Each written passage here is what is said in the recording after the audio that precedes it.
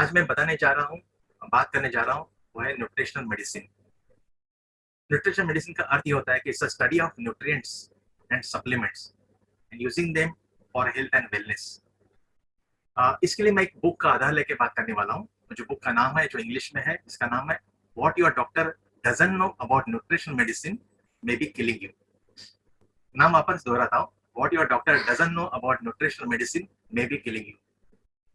इस विषय पे मैं बात करने जा रहा हूँ, इसका मतलब ये नहीं कि मैं डॉक्टर्स की बुराई करने के लिए बैठा हूँ। मैं इस विषय को प्रॉपरली समझाने की कोशिश कर रहा हूँ। ये शीर्षक का अर्थ क्या है। इस तरह के बहुत सारे बुक्स, या थैंक यू वेरी मच, इस तरह के बहुत सारे बुक्स मार्केट में अवेलेबल है। जैसे ये बुक है what your doctor doesn't know, बहुत सारी बुक्स है इसमें लाइन पे। और भी बहुत सारी बुक्स है, इसका नाम है what your doctor don't know, doesn't tell you, ऐसे करके। एक बताना चाहता हूँ कि ये जो मेडिकल फील्ड है, ये बहुत वास्ट है एंड एवर चेंजिंग है। हर बार चेंज होती रहती है, राइट। नए नए इन्फेक्शन आते हैं, नए नए सब्जेक्ट आते हैं, नई दवाई आती है, नए प्रोटोकॉल आते हैं, नए नए अपडेट होते हैं। इट्स एवर चेंजिंग, और इसलिए ये बहुत डिफिकल्ट होता है कि हर एक चीज, हर व्यक्ति को जानकारी रहे इस विषय की। हर एक डॉक्टर को जानकारी हो ही नहीं सकती, राइट। मुझे पता है कि 30 साल पहले जैसे मैंने एमबीबीएस एमडी कर रहा था, तभी न्यूट्रिशन के ऊपर एक लेक्चर हुआ था। इसका मतलब है कि मेडिकल कॉलेज में गलत कर रहे हैं, but it's far difficult to accommodate all the lecture ना।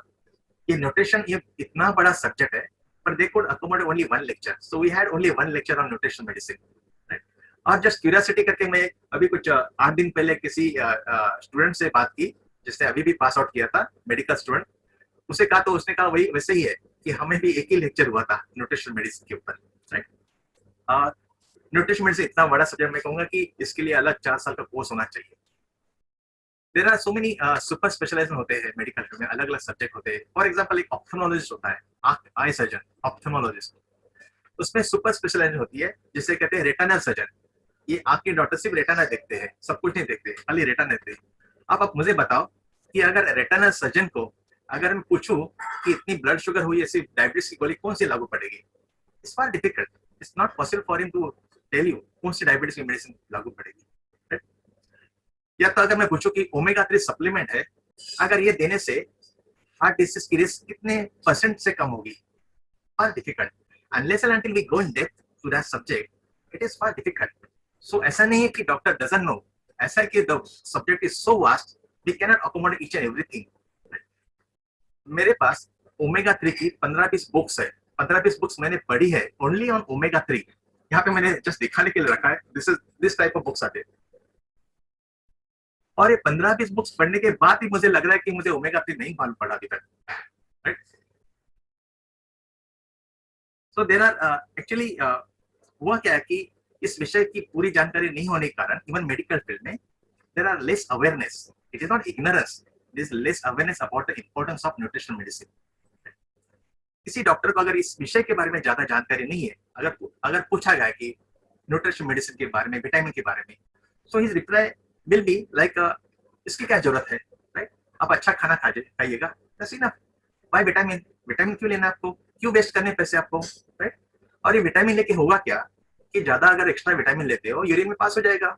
एट द मोस्ट होगा क्या, your urine become more expensive, vitamin laden expensive urine हो जाएगी, so it's a waste of money, right.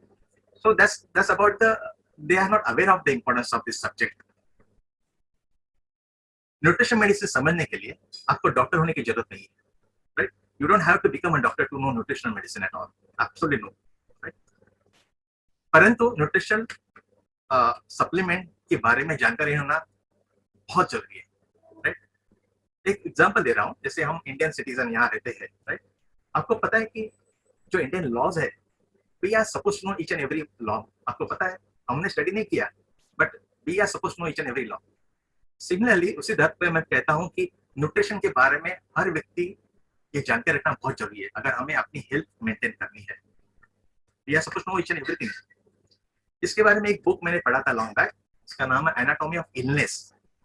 Normal cousins करके ऑथर है, जो एक ankylosing spondylitis करके बीमारी है स्पाइन की, उससे पीड़ित थे और भर्ती हुए थे। बहुत सारी दवाइयां हुई, बहुत सारे डॉक्टर देख लिए, बहुत सारे डॉक्टर ने एक्सपेरिमेंट किए उनके ऊपर, ये लो, ये करो ना, ये टेस्ट करो, वो टेस्ट करो, ये दवाई ले, ये वाले, एंड इतना बेचारा ये नॉर्मल कजिन इतने फ्रस्ट्रेट हो गए, he decided that he should know what the disease is, और उन्होंने उस डिसीज के बारे में सोचना चालू किया, पढ़ना चालू किया, एंड ही फाउंड समथिंग कि ये काम करेगा, एंड ही सेड कि मुझे ये दीजिएगा। उनके जो डॉक्टर जो मित्र थे उन्होंने कहा मुझे विटामिन सी सलाइन में डाल के दीजिएगा, and surprisingly he got complete relief out of that.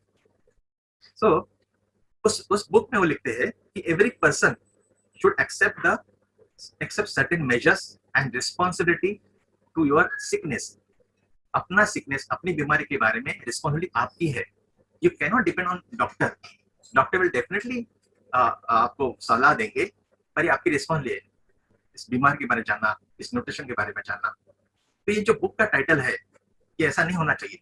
जो टाइटल है what your doctor doesn't know about nutrition medicine may be killing you, ये टाइटल नहीं होना चाहिए। मुझे लगता है टाइटल ऐसा होना चाहिए कि what you don't know about nutrition medicine may be killing you, ये टाइटल होना चाहिए। दैट इज प्रॉपर टाइटल ऐसा मुझे लगता है।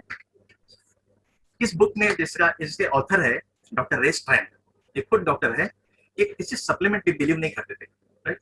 उनका भी कहना था कि इट्स नॉट इम्पोर्टेंट, परंतु जब उनकी वाइफ एलिजाबेथ, इनको जो बीमारी हुई उसका नाम है फाइब्रोमाइल्जिया। इस बीमारी में वैसे ही हुआ कि बहुत सारे एक्सपेरिमेंट होने चालू हो गए, कुछ रिलीफ नहीं मिल रहा था। ये दवा दी, वो घर पे डॉक्टर होने के बावजूद भी, अलग अलग दवा देने के बाद, अलग अलग सलाह लेने के बाद भी कुछ रिलीफ नहीं मिल रहा था। फाइनली कोई तो फ्रेंड, उन्होंने कोई सलाह दी कि एक सप्लीमेंट आप ट्राई क्यों नहीं करते। तो उन्होंने कहा ठीक है एक बार ट्राई तो करते, और सप्लीमेंट देने के बाद हिज वाइफ कंप्लीटली रिकवर हो गई फाइब्रोमाइल्जिया से। इन्हें समझा नहीं ऐसे कैसे हो सकता है, ये ऑल्सो गॉट सरप्राइज, पर उनका विश्वास नहीं रहा इस बात पे। उन्होंने क्या किया कि उनकी जो 20-30 साल की जो प्रैक्टिस थी उसमें इसी बीमारी के कुछ पेशेंट थे, कुछ 5 पेशेंट उन्होंने सिलेक्ट किए और सेम सप्लीमेंट उन पेशेंट को भी दे दी। हाँ, सरप्राइजिंगली सारे पेशेंट नॉर्मल हो गए, right. And then he decided कि this is the treatment one should know about it. उन्होंने फिर अलग अलग प्रकार के पेशेंट्स को न्यूट्रिशनल सप्लीमेंट देना चालू किया, राइट। कुछ पेशेंट उस बुक में कहते हैं कि मल्टीपल स्क्लेरोसिस के बहुत ही डेंजरस बीमारी है, राइट। जो मरीज जो व्हील चेयर पे था वो चलने लगा just with the help of supplements, nutritional supplement. एक कार्डियोमायोपैथी करके बीमारी जिसमें हार्ट बड़ा होता है साइज से और हार्ट फेलियर होता है, उसकी कोई ट्रीटमेंट ही नहीं है, और जिसे कहा गया कि हार्ट ट्रांसप्लांट की जरूरत है, वो अवॉइड किया गया। कैंसर के बहुत सारे पेशेंट रेमिशन में गए, राइट। मैक्युलर डिजनरेशन होता है आंख में, एक सर्टेन लेवल के बाद उसकी कोई ट्रीटमेंट नहीं है, रोशनी चली जाती है, तो उन्हें रोशनी मिल गई with the help of supplement. So this are the supplement which are really important and the subject is really more important. But सवाल ये आता है कि why do we need supplement? इसकी जरूरत क्यों आ गई? Right? ऐसे कि आपको सबको पता है कि हमारी लाइफ एक्सपेक्टेंसी बढ़ती जा रही है, हमारी उम्र बढ़ती जा रही है, बट ये भी सत्य है कि we are living too short but we are dying too long. इसका मतलब ये होता है कि हमारे पास हमारी जो लाइफ है उसमें क्वालिटी लाइफ बहुत कम है और डिसीज लाइफ बहुत ज्यादा है। ज्यादातर लोग ज्यादा उम्र जीते हैं, लास्ट के 20-30 साल, चाहे आर्थराइटिस हो, चाहे पैरालिसिस हो, चाहे कोई हार्ट की बीमारी हो, बेड रिडन घर में बैठ के बिताते हैं। That's not the life we want actually. So we are living too short and dying too long. इसका अर्थ होता है कि ऐसे इसलिए होता है क्योंकि हमारा खाना जो हम खाते हैं आजकल इम्प्रॉपर होता है, अनबैलेंस होता है, न्यूट्रिशनली पुअर होता है। इसके लिए शरीर को जो इंपॉर्टेंट न्यूट्रिएंट्स नहीं मिलते। एट द सेम टाइम जिस वातावरण में रह रहे, जिस लाइफस्टाइल में हम जी रहे हैं, स्ट्रेसफुल लाइफ में, इसके कारण हमारे शरीर में टॉक्सिन्स बढ़ते जा रहे हैं, डे बाय डे टॉक्सिन्स बढ़ते जा रहे हैं। तो एक साइड से टॉक्सिन्स बढ़ते जा रहे हैं और दूसरी साइड से हमारे खाने की क्वालिटी घटती जा रही है, राइट। तो इस तरह का खाना आजकल हम खा रहे हैं। आपको बताऊं, जैसे हमारा जो डेली जो कैलोरीज हम नीड होती है मील, 1500 to 2000 कैलोरीज हमें लगती है। तो ऐसा कहा जाता है कि खाना इतना हमारा डेफिसिट है खाने में कि हमें हर दिन 2000 नहीं पर डेली हर व्यक्ति ने 10,000 कैलोरी लेना चाहिए to meet your nutritional requirement. जो मिनिमम न्यूट्रिशनल रिक्वायरमेंट हमें लगती है दिन की, वो 2000 कैलोरी से नहीं मीट होगी, हमें 10,000 कैलोरीज का खाना खाना चाहिए। यानी कोई व्यक्ति अगर दिन में अगर 5 रोटी खाता है तो उसे 25 रोटी खाना चाहिए। अगर दाल 3 कटोरी लेता है तो उसे 15 कटोरी दाल खानी चाहिए। दिस इज व्हाट हमारा खाना है। इस विषय को आगे लेके जाने के लिए मैं एक टर्म के पास लेके जाता हूँ, टर्म समझाने की कोशिश करता हूँ, जिसे कहते हैं ऑक्सीडेटिव स्ट्रेस। ऑक्सीडेटिव स्ट्रेस का मतलब होता है कि शरीर में टॉक्सिन्स बढ़ना। इस स्ट्रेस के कारण there are more than 70 different chronic degenerative disease होती है। सिर्फ ये ऑक्सीडेटिव स्ट्रेस के कारण more than 70 chronic degenerative diseases. ये वही प्रोसेस है जो जो जो आयन को रस्ट करती है। ये वही प्रोसेस है जो कटे हुए एप्पल को ब्राउन कर देती है, राइट? जिसे कहते हैं ऑक्सीडेशन, राइट? और इस प्रोसेस से जो बीमारी है, फॉर एग्जांपल दे रहा हार्ट की बीमारी, blood pressure, diabetes, paralysis, cancer, arthritis, right? Multiple sclerosis, Parkinson disease, macular disease, बहुत बड़ी लंबी लिस्ट है। ये सारी बीमारियां होती है। यहाँ पे होता है कि हमारे शरीर में जो हम ऑक्सीजन लेते हैं, शरीर में जो मेटाबॉलिज्म होता है, जो केमिकल रिएक्शन होती है ऑक्सीजन के साथ मिलकर, यहाँ पे कुछ फ्री रेडिकल रिलीज होते हैं। फ्री रेडिकल का मतलब होता है कि अनस्टेबल ऑक्सीजन, राइट? ऐसे कुछ फ्री रेडिकल, ऐसे कुछ मॉलिक्यूल जो यूजुअली ऑक्सीजन होते हैं, जिसके अंदर एक इलेक्ट्रॉन की कमी होती है, यानी इलेक्ट्रॉन बैलेंस नहीं होता है। एक अनपेयर इलेक्ट्रॉन होने के कारण दे आर अनस्टेबल। और ये अनस्टेबल टॉक्सिक फ्री रेडिकल जो शरीर में बनते रहते हैं, जब कभी शरीर में जो केमिकल रिएक्शन होती है और फ्री रेडिकल क्रिएट होते रहते हैं, और ये रेडिकल्स टॉक्सिक होते हैं, इसे कहा जाता है ऑक्सीडेंट्स। और बॉडी के पास इनहेरेंट एक नेचुरल कैपेसिटी होती है। बॉडी के अंदर कुछ एंटीऑक्सीडेंट बनते हैं, एंटीऑक्सीडेंट एंजाइम्स बनते हैं इस फ्री रेडिकल को टैकल करने के लिए, इस फ्री रेडिकल को न्यूट्रलाइज करने के लिए। कुछ होते जैसे इसका नाम है super oxide dismutase, catalase, glutathione peroxidase, इस तरह के कुछ एंजाइम्स होते हैं जो they act as an antioxidant, इस फ्री रेडिकल यानी ऑक्सीडेंट को न्यूट्रलाइज करते हैं। परंतु होता क्या कि ये फ्री रेडिकल का लोड इतना होता है कि ये बॉडी के जो एंटीऑक्सीडेंट है ये इनफ नहीं होते, राइट? तो हमें एक्स्ट्रा एंटीऑक्सीडेंट की जरूरत होती है, जो हमें कहाँ से मिल सकते हैं? अपने डाइट में से, अपने फूड में से, अपने सब्जी में से मिल सकते हैं। ये फ्री रेडिकल जैसे मैंने बताया, जब एंटीऑक्सीडेंट और ऑक्सीडेंट्स अगर ये बैलेंस नहीं होते, जब फ्री रेडिकल बहुत ज्यादा होते, एंटीऑक्सीडेंट बहुत कम होते, तब ऑक्सीडेटिव स्ट्रेस होता है। और ये स्ट्रेस जब बहुत प्रोलॉन्ग पीरियड पे रहता है, इसके कारण जो बीमारियां की लिस्ट होती है, जो बीमारियां जो मैं बता रहा हूँ बीमारी होती है, ये जो एंटीऑक्सीडेंट जो हमारे खाने में से मिलते हैं, ये अलग अलग प्रकार के होते हैं। Vitamin C, vitamin E, vitamin A, beta carotene, coenzyme Q10, alpha lipoic acid, phytochemicals, different type के विटामिन से सब होते हैं, न्यूट्रिएंट्स होते हैं, they act as an antioxidant. इसके सपोर्ट सिस्टम में कुछ मिनरल्स होते हैं जो इसको सपोर्ट करते हैं, जैसे कॉपर है, जिंक है, मैंगनीज है, सेलेनियम है, राइट? और ये इसलिए मैं मेंशन कर रहा हूँ कि कोई एक न्यूट्रिएंट काम नहीं करता है, दे ऑल वर्क टुगेदर, एक दूसरे को सपोर्ट करता है, अलग अलग कंपार्टमेंट में काम करता है। So our body needs all this nutrients together. ये जो फ्री रेडिकल जो शरीर में बनते हैं, ये फ्री रेडिकल जो बनते हैं, ये कांस्टेंट एक लेवल का नहीं होता है, कभी बहुत ज्यादा बनते हैं, कभी कम बनते हैं ना, it's always up and down. But body has to tackle every time, body को रेडी रहना पड़ता है हर बार। अगर ज्यादा फ्री रेडिकल आते तो ज्यादा एंटीऑक्सीडेंट होने चाहिए, राइट? तो ये कैसे होता है, ये क्यों होता है? देयर आर मेनी, ऐसा कुछ डेली लाइफ में बहुत कुछ घटनाएं होती है जहाँ पे फ्री रेडिकल ज्यादा क्रिएट होते हैं। फॉर एग्जाम्पल, अगर जिम में हम जाते हैं और एक्सेसिव एक्सरसाइज करते हैं, विगरस एक्सरसाइज करते हैं, वहां पे भी तो फ्री रेडिकल क्रिएट होते हैं, राइट? और ऐसा दिखा गया कि अगर उस व्यक्ति के अगर शरीर में एक्सरसाइज करने के बाद अगर उसके शरीर में, उसके डाइट में अगर एंटीऑक्सीडेंट नहीं है, द सेम पर्सन जो एक्सरसाइज करता है, he come across heart attack, he come across paralysis, the cancer. हम जिस स्ट्रेस में जी रहे हैं, जो कुछ मेंटल स्ट्रेस होता है, उस स्ट्रेस के कारण भी तो फ्री रेडिकल क्रिएट होते हैं, और वही कारण होता है हार्ट अटैक के लिए, वही कारण होता है कैंसर के लिए। हम जिस माहौल में रहते हैं, एयर पोल्यूशन इतना होता है सब जगह, there are many, so many different chemical जो हम इनहेल करते हैं, राइट? उसमें ओजोन होता है, नाइट्रोजन डाइऑक्साइड होता है, सल्फर डाइऑक्साइड होता है, अलग अलग प्रकार के केमिकल हम डेली इनहेल करते हैं। कुछ कुछ सिटी इंडिया में इतनी पॉल्यूटेड है कि वर्ल्ड के टॉप 10 में उनका नंबर आता है। It's not good thing, right? आपने एक्सपीरियंस भी किया है, कुछ पॉल्यूटेड जगह पे आप जाते हो, you can see the pollution by your eyes, you can smell the pollution when you breathe. और ऐसा दिन लंबा नहीं है कि कुछ दिन के बाद उस पोल्यूटेड एयर को आप टेस्ट भी कर पाओगे, राइट? ये दिन आने वाला है।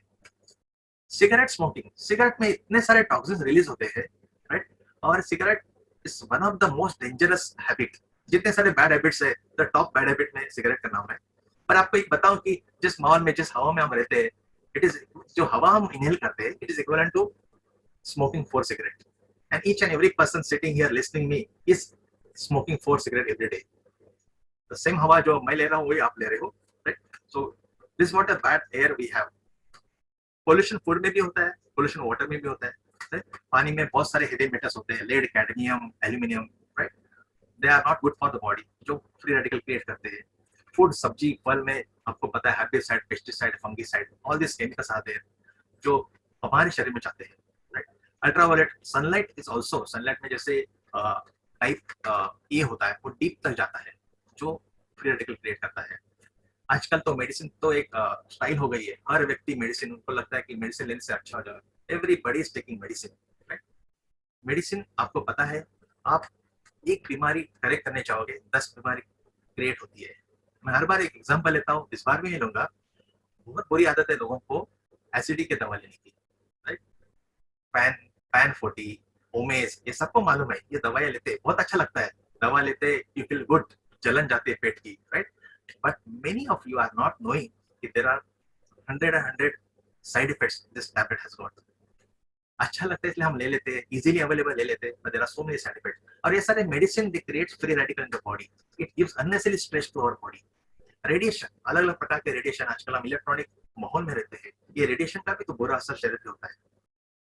तो जितना ऑक्सीडेटिव स्ट्रेस बढ़ते जाएगा, उतने हमारे प्रोटीन्स डैमेज होते जाएंगे शरीर में, हमारे सेल में, हमारे पेशी में प्रोटीन डैमेज होता है। जब सेल, पेशी के जो प्रोटीन डैमेज होते हैं, सेल का फंक्शन लोअर होता है, right? They can oxidize even cholesterol. Cholesterol itself is not bad, cholesterol बहुत इंपॉर्टेंट मॉलिक्यूल हमारे शरीर में, but once it get oxidize it becomes bad. और ये बैड कोलेस्ट्रॉल जो ब्लड वेसल में जाके जाता है अंदर, वहां पे ब्लॉक क्रिएट करता है, जिससे कारण ब्लड वेसल थिक होती है, it can cause heart attack, paralysis and what not, right? This radical can damage even DNA also, उसके कारण म्यूटेशन होता है, आगे चलकर उससे कैंसर में रूपांतर होता है, राइट? तो जहां पे शरीर में जहां फ्री रेडिकल ज्यादा होते हैं, उस ऑर्गन डैमेज हो जाता है। अगर आंख में फ्री रेडिकल ज्यादा हो गया, कैटरेक्ट हो गया प्रीमैच्योरली, राइट? अगर ब्लड वेसल में आता है, वहां पे फ्री रेडिकल ज्यादा होते हैं, एज आई सेड कि हार्ट अटैक आता है, पैरालिसिस आता है। ब्रेन में free radical, it can give Parkinson disease, multiple sclerosis, so many things. Joint, it can give arthritis. So this is the free radical which can give so many diseases, right? now तो सवाल ये आता है कि ये जो free radical है, उसको टैकल कैसे किया जाए, right? हम कहते हैं कि हमें खाना अच्छा होना चाहिए, बट हम खाने के पास देखते हैं कि किस तरह की सब्जी हम खा रहे हैं, किस तरह की हमारा कुकिंग का तरीका है, कैसे हम खाते हैं, कितना शरीर में जाता है, कितना हजम होता है, राइट? सब big question. So each and every person, अगर यहाँ पे हेल्दी रहना है, I would say each and every person needs a supplement, nutrition supplement, right? अगर आप हेल्दी है, अगर आप समझते हो आप हेल्दी हो, still you need nutrition supplement to maintain your health. अगर आप सिक है, चाहे आपको पेन है, चक्कर आती है, या जो कुछ है, सिक है, you need a supplement. अगर आप मेडिकेशन लेते हो, आपका ब्लड प्रेशर कंट्रोल है विद द मेडिसिन, आपका डायबिटीज शुगर मेंटेन है with the help of medicine, still you need a supplement, because जब आप मेडिसिन लेते हो, then you need a nutrients also to have a proper effect, right? So everybody, each and every person needs supplements. Overall मैं बताना चाहूंगा कि ये जो फूड सप्लीमेंट होते हैं, ये आपकी डिसीज को प्रिवेंट कर सकते हैं।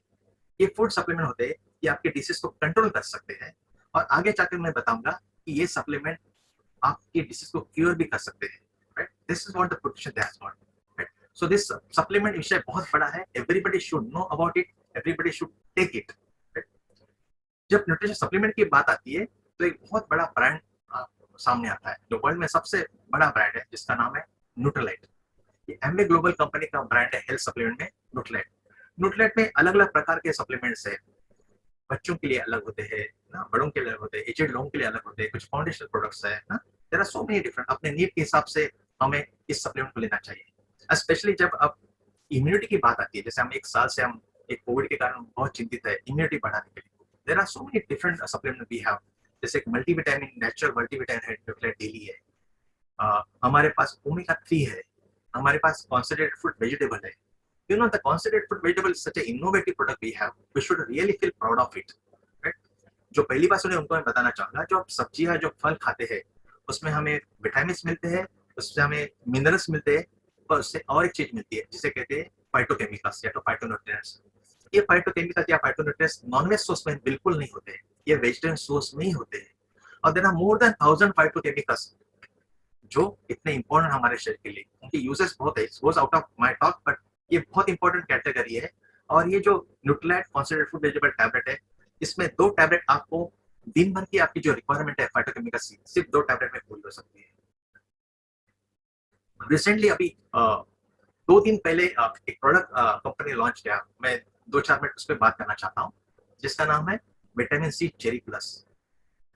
ये सही मौके पे कंपनी ने इस प्रोडक्ट को लॉन्च किया। Everybody knows vitamin C, everybody knows the importance of vitamin C, but very few knows the importance of quality vitamin C, importance of natural vitamin C, right? हर व्यक्ति ने चखा रहेगा chewable vitamin C, but the question is कि there is a far difference between the natural vitamin C and the synthetic vitamin C, right? जिस company ने जो vitamin C जो ब्रांड ये प्रोडक्ट लॉन्च किया है, ये एसेरोला चेरी का एक्सट्रैक्ट इसमें है। इसमें बहुत सारे अलग अलग बायोफ्लेवोनॉइड्स है, सो it is far more effective. They have made this tablet sustain release. जो आप च्यूएबल टैबलेट लेते हो, ये टैबलेट का असर हो सकता है 3-4 घंटे का रहता है, but this one tablet last for 8 hours. तो एक टैबलेट लेने के बाद ये स्लोली रिलीज होता है विटामिन सी। तो विटामिन सी लेवल जो ब्लड की जो मेंटेन होती है 8 घंटे तक, right? They said that one tablet is equivalent to 9 oranges, one tablet is equivalent to 8 lemon. So instead of eating 8 oranges and 9 oranges and 8 lemon, I have one tablet. So such a good product. Vitamin C लेने से अपनी immunity maintain होती है, specially जो लोग week immunity के, ये बहुत बड़ा वरदान है हमारे लिए। It has got a strong antioxidant property. जैसे मैंने कहा, फ्री रेडिकल को वाइप आउट करने के लिए this is one of the important vitamin. ये विटामिन सी बाकी विटामिन को सपोर्ट करता है, right? It has got antiviral antibacterial action, right? It is good for the connective tissue. अगर कनेक्टिव टिश्यू बात करें तो हमारे पूरे शरीर में कनेक्टिव टिश्यू है, राइट? चाहे वो स्किन है तो कनेक्टिव टिश्यू है, तो vitamin C is good for the skin. Connective tissue blood vessel में, it is important for the blood vessel, vitamin C. Connective tissue bone में है, कार्टिलेज में, जॉइंट में है, right? So it is important for the bone and the cartilage. तो ये जो product launch किया है, इस रियली बेस्ट प्रोडक्ट आउट से इस माहौल में, जो अपनी इम्यूनिटी को मेंटेन करेगा, हमारे एंटीऑक्सीडेंट को सपोर्ट करेगा, right? And this product will keep us healthy. There are many other product as I said, but overall I would say कि whatever whoever we are, we should take nutrition supplement. Thank you for listening.